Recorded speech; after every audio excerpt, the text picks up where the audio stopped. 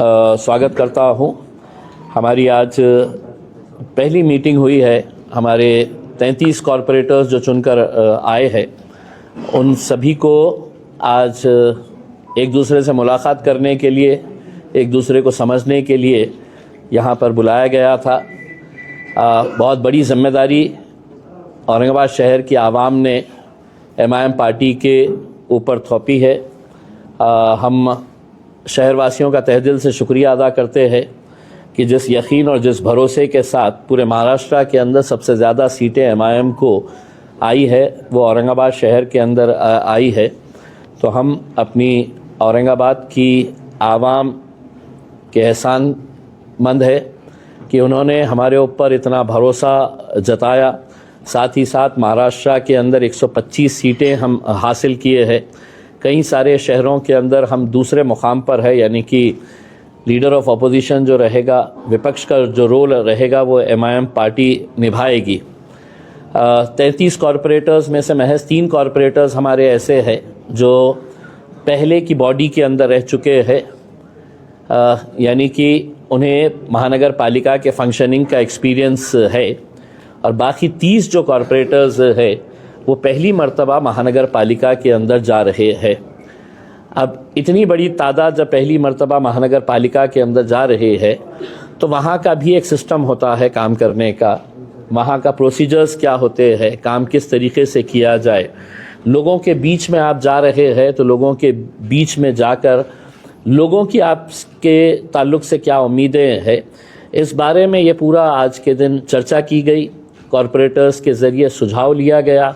पहली मर्तबा प्रभाग सिस्टम का इलेक्शन हुआ है, तो प्रभाग सिस्टम के अंदर एरियाज़ फिक्स नहीं है कि किसका एरिया कौन सा है करके, बाउंड्रीज फिक्स नहीं है। तो इस बारे में भी सुझाव लिए गए हैं कि एक टीम बोल के किस तरीके से काम किया जाना चाहिए। 1 महीने के बाद है तो हम पूरा रिव्यू करेंगे, अपने अपने इलाके कॉरपोरेटर्स को बांटे जाएंगे कि जहाँ पर हमारी नुमाइंदगी नहीं है या हमारा रिप्रेजेंटेशन वहाँ पर नहीं है, तो किसी भी इलाके को ऐसा लावारिस नहीं छोड़ा जाएगा। जहाँ पर भी हमारे नुमाइंदे नहीं है, वहाँ पर हम अपनी टीम में से लोगों को डालेंगे और वहाँ की नुमाइंदगी भी करेंगे जहाँ पर मजलिस इत्तेहादुल मुस्लिमीन या तो इलेक्शन नहीं लड़ी है या वहाँ से हमें कामयाबी नहीं मिली है करके। उसमें कुछ अच्छे सुझाव सामने आए थे। साथ ही साथ महानगर पालिका के अंदर जाने के बाद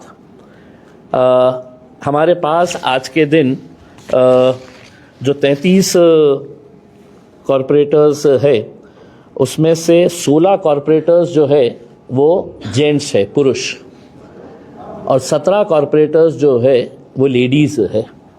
जिस जमात के बारे में कहा जाता है कि ये महिलाओं को आगे नहीं बढ़ाते हैं, जिस जमात के बारे में कहा जाता है कि ये इनकी सभाओं के अंदर महिलाएं दिखती नहीं है, तो जहाँ पर इस शहर के फ़ैसले लिए जाएंगे वहाँ पर मेजॉरिटी जो है वो हमारी बहनों की रहने वाली है।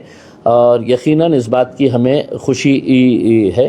अंदर जाने के बाद महानगर पालिका के अंदर कैसे सवाल उठाना चाहिए, कैसा डेकोरम मेंटेन करना चाहिए, कॉरपोरेशन के अंदर के प्रोटोकॉल्स क्या होते हैं, ये पूरी तरीके से उनको समझाया गया है। इसके बाद भी ये प्रोसेस जारी रहेगा।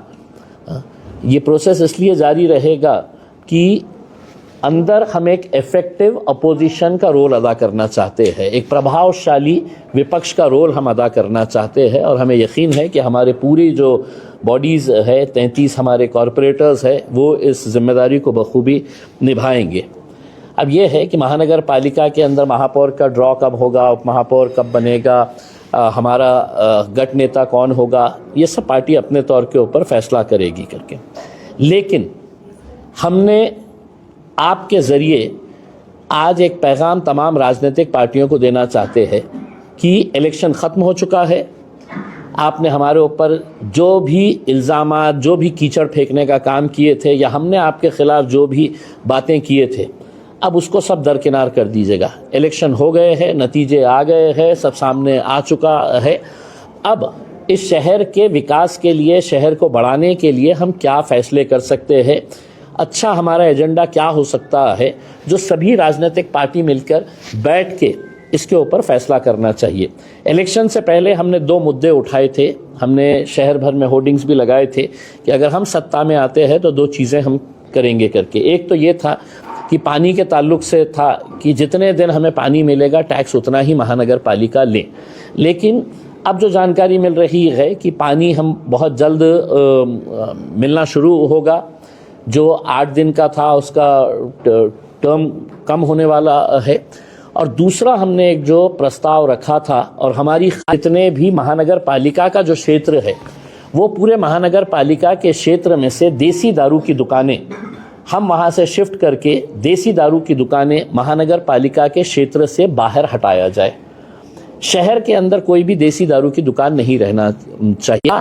उनके सहयोगी पार्टियां हो या दूसरी जितनी भी पार्टियां हैं, एक अच्छा संदेश पूरे देश भर में पहुंचाने के लिए इस तरह का एक आवाज़ के अंदर ये ठहराव को पास किया जाए, हमारी ऐसी उम्मीद है।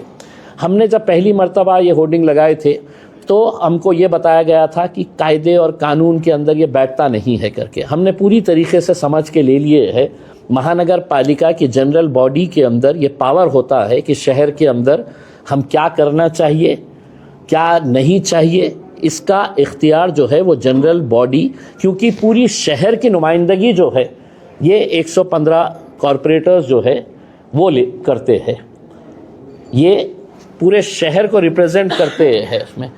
तो अगर पूरा शहर ही अगर ये तय कर रहा है अपने नुमाइंदों के ज़रिए कि हमारे शहर के अंदर हम देसी दारू की दुकानें नहीं चाहते हैं, तो हमारी उम्मीद है कि इस प्रस्ताव के अंदर भारतीय जनता पार्टी हो, एकनाथ शिंदे साहब की शिवसेना हो, अजीत दादा की एनसीपी हो, शरद पवार साहब की एनसीपी हो, कांग्रेस पार्टी हो या वंचित बहुजन आघाड़ी हो, ये सभी लोगों ने पहले दिन की जनरल बॉडी मीटिंग के अंदर पहला ठहराव ये लेकर आए, ये हम उम्मीद करते हैं।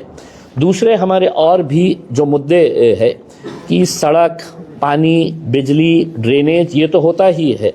इस शहर के अंदर अच्छे गार्डन्स कैसे बनाए जाए, पार्क्स कैसे बनाए जाए, बच्चों को खेलने के लिए ग्राउंड्स कैसे तैयार किए जाए, इसके ऊपर भी हमने विशेष ध्यान देने के लिए हमारे सभी लोगों को हमने ये बताया है, अपना सुझाव दिया है, और इन मुद्दों के ऊपर उन्हें महानगर पालिका के अंदर लड़ने के लिए आवाज़ उठाए। वो ग्राउंड को हम चाहते हैं कि स्टेडियम के अंदर कन्वर्ट किया जाए करके।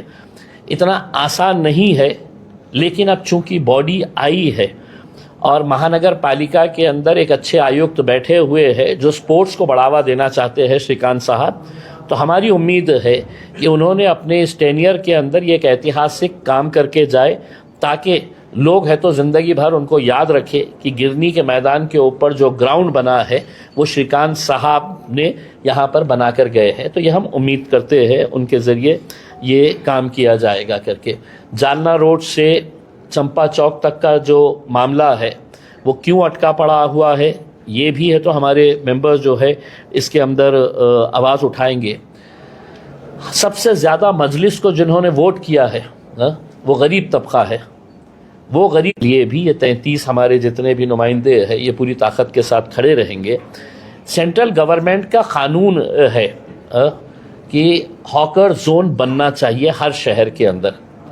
आपके बेईमानियों की वजह से हमारा डेवलपमेंट प्लान इतने साल क्यों थका था, किसने इसको बर्बाद किया। गवर्नमेंट का एक्ट है कि हर फेरी वाले को, हर टोकरे में बेचने वाले को या जो भी है तो